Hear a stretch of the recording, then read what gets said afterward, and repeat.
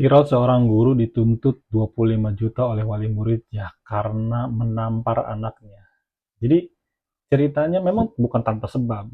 Ketika guru ini mengajarkan ke murid-murid yang lainnya, murid-murid ini saling lempar sendal. Kemudian terkenalah kepala peci guru tersebut. Kemudian guru sebut katanya menampar muridnya. Kemudian melaporkan ke orang tuanya. Orang tuanya melaporkan ke polisi dan menuntut 25 juta sampai guru ini menjual motornya. Memang negara kita ini sepertinya berubah konsep mengajari dan mendidik anak. Parentingnya memang kacau. Dikit-dikit lapor. Ada hal dikit lapor ke polisi. Polisi juga pasti bingung. Kenapa hal-hal begini dilaporkan ke polisi? Padahal semuanya bisa dimediasi. Makanya pentingnya sebelum menikah persiapkan diri, persiapkan ilmu, bukan hanya uang. Kalau belum bisa ngaji ya belajar.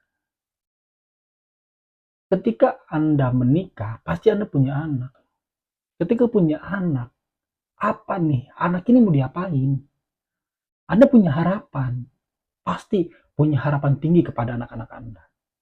Ketika Anda bisa ngaji, Anda pasti bisa mengajari anak Anda ngaji dan tidak perlu ke guru ngaji yang Anda harus bayar ngaji. Ketika Anda bisa bahasa Inggris, Anda bisa mengajari anak-anak Anda bahasa Inggris. Tidak perlu les.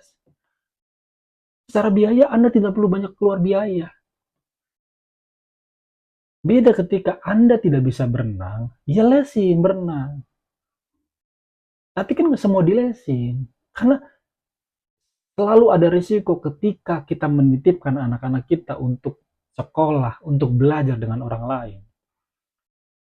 Makanya jangan sedikit-dikit laporin, sedikit-dikit laporin. Ingat, negara kita itu Pancasila, ketuhanan yang Maha Esa. Kalau orang bertuhan, ya tidak emosional. Itu kan langsung melaporkan emosional. Dan pernah sadar nggak ketika Anda melaporkan guru ngaji, guru apapun, ke polisi, didikan, anak Anda melihat, oh ternyata ketika ada masalah, nggak perlu komunikasi, nggak perlu saling tanya, nggak perlu duduk bareng, laporin. Bahaya nggak? Malah bisa nyerang balik. Anda sebagai orang tua, ketika Anda salah melakukan kesalahan kepada anak Anda nanti bisa jadi melaporkan orang tuanya ke polisi.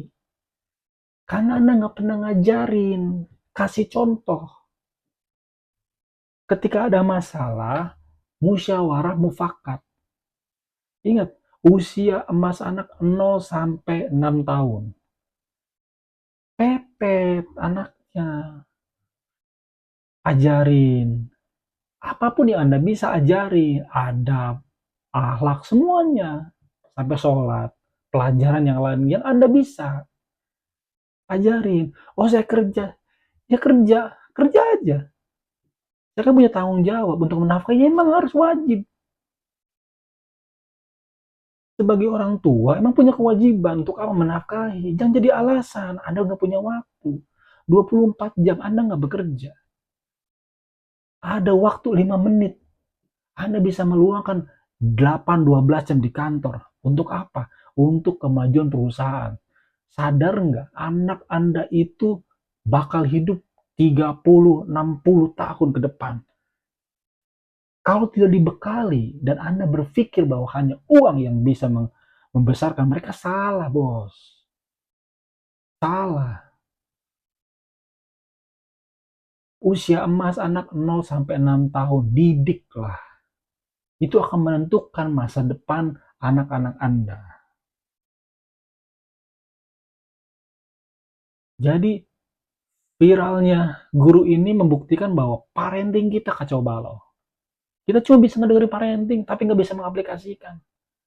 Ya kalau salah minta maaf ke anak kita.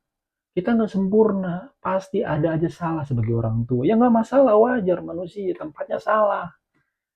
Tapi jangan ajarkan anak kita ketika ada masalah, nggak mau komunikasi, langsung pakai emosi, ya nggak bisa. Persiapkan Anda yang belum nikah ilmu.